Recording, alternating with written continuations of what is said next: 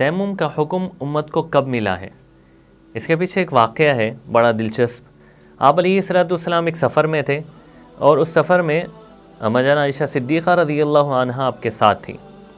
ایک جگہ رات میں قیام کیا، اس جگہ کا نام کتابوں میں بیدہ یا ذات الجیش لکھا ہوا ہے۔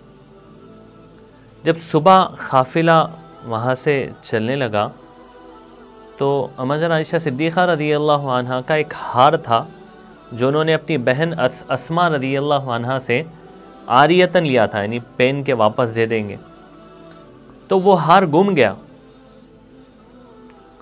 تو آپ علیہ الصلوۃ والسلام نے صحابہ سے کہا باز کہ بھائی اس ہار کو ڈھونڈو، تو ڈھونڈتے ڈھونڈتے دیر ہو گئی وہاں پر، اور اتنی دیر ہو گئی کہ اب صبح صادق ہو گئی اسی جگہ پر، اور وہاں پر لوگوں کے پاس پانی نہیں تھا، اور قریب میں پانی بھی موجود نہیں تھا۔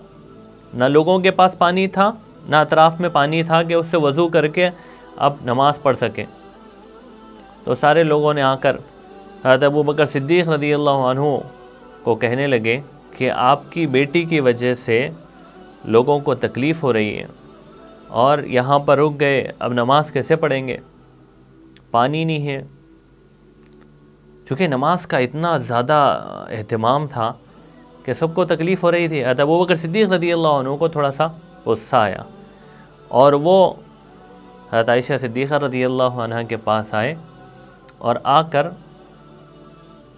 آپ نے حضرت عائشہ صدیقہ رضی اللہ عنہ کے کوکھ میں ایسے انگلی سے دبایا اور کہا کہ تیری وجہ سے لوگوں کو تکلیف ہو رہی۔ اس وقت حضرت عائشہ صدیقہ رضی اللہ عنہ کے ران پر سر مبارک رکھ کر آپ علیہ الصلوۃ والسلام آرام کر رہے تھے، تو آپ کو آنکھ لگی ہوئی تھی۔ حضرت عائشہ صدیقہ رضی اللہ عنہ خاموش رہی، ابوبکر صدیق رضی اللہ عنہ بار بار انگلی ایسے چباتے تھے اور کہتے تھے کہ بھئی تیری وجہ سے لوگوں کو تکلیف ہو رہی۔ حضرت اما جان عائشہ صدیقہ رضی اللہ عنہ خاموش تھی۔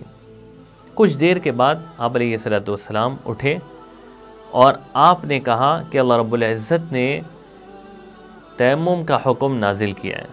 سورہ نساء کی آیت نمبر 43 نازل ہوئی، فَتَيَمَّمُوا صَعِيدًا طَيِّبًا، یہ آیت نازل ہوئی، اور آپ علیہ الصلوۃ والسلام نے سارے صحابہ کے درمیان میں اعلان کیا کہ سب پاک مٹی سے تیمم کریں۔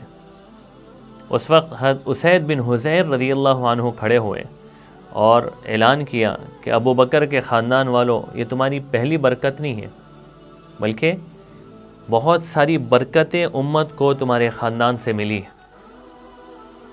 تو یہ واقعہ ہے تیمم کی مشروعیت کا، یعنی تیمم اس واقعے کے ذریعے سے اللہ رب العزت نے امت کو دیا ہے، اور تیمم کی ایک آسانی ملی ہے امت کو۔ اسید بن حضیر رضی اللہ عنہ نے یہ بھی کہا کہ جب بھی اما جان عائشہ صدیقہ رضی اللہ عنہ سے انہوں نے کہا کہ جب بھی آپ کو کوئی تکلیف پہنچی ہے وہاں سے راحت ملی ہے۔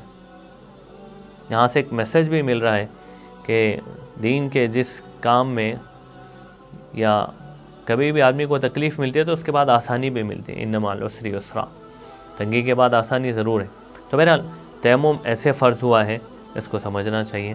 اور تیمم کے متعلق اور بھی جو ہمارے ویڈیوز ہے وہ بھی دیکھیں آپ، تیمم کے شرائط، تیمم کے فرائض، تیمم کا پریکٹیکل طریقہ، تاکہ آپ کو تیمم کے بارے میں ساری تفصیلات ملیں۔ اللہ پاک سمجھنے کی اور وقت پر صحیح عمل کرنے کی توفیق عطا فرمائے۔